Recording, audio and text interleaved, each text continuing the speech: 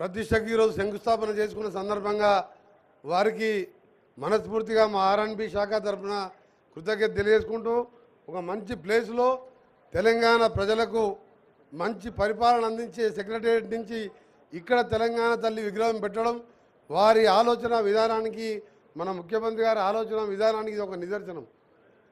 అలాగే తెలంగాణ ఇచ్చిన దేవత సోనియా గాంధీ పుట్టినరోజు ఆ విగ్రహ ప్రతిష్ఠ చేయాలని చెప్పి వారు నిర్ణయించడం కూడా మరొక శుభవార్త తెలంగాణ ప్రజలకు. సోనియా గాంధీ గారు లేకుంటే తెలంగాణ ఇప్పుడు కాదు ఇంకా 50 ఏళ్ళకైనా రాదని అందరికీ తెలుసు.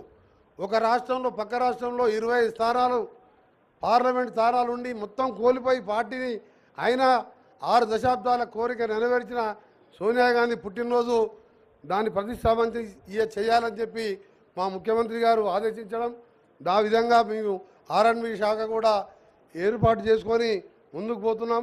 తెలంగాణ ప్రజలందరూ రేవంత్ రెడ్డి గారి నాయకత్వంలో ఇప్పటికే నిరుద్యోగులు ప్రభుత్వ ఉద్యోగులు ఫిలప్ చేస్తూ నిరుద్యోగులకు స్కిల్ యూనివర్సిటీ కట్టుకుంటూ ఒకవైపు దేశాన్ని ఆ రోజుల్లో ముందుకు తీసుకెళ్లిన పక్కకే రాజీవ్ గాంధీ విగ్రహాన్ని కూడా ఏర్పాటు చేయాలని దాన్ని కూడా మనం అన్ని కార్యక్రమాలు చేసుకున్నాం.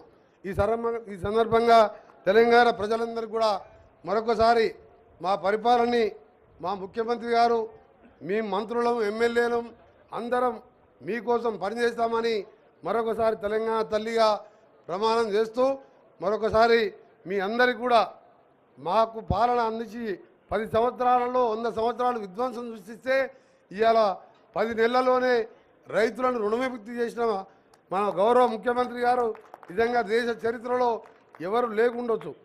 అలాంటి కార్యక్రమాలు చేస్తున్న ఈ ప్రభుత్వాన్ని ఆశీర్వదించాలని ఇప్పుడు గౌరవ ముఖ్యమంత్రి గారిని మాట్లాడవలసిందిగా విజ్ఞప్తి చేస్తున్నాం.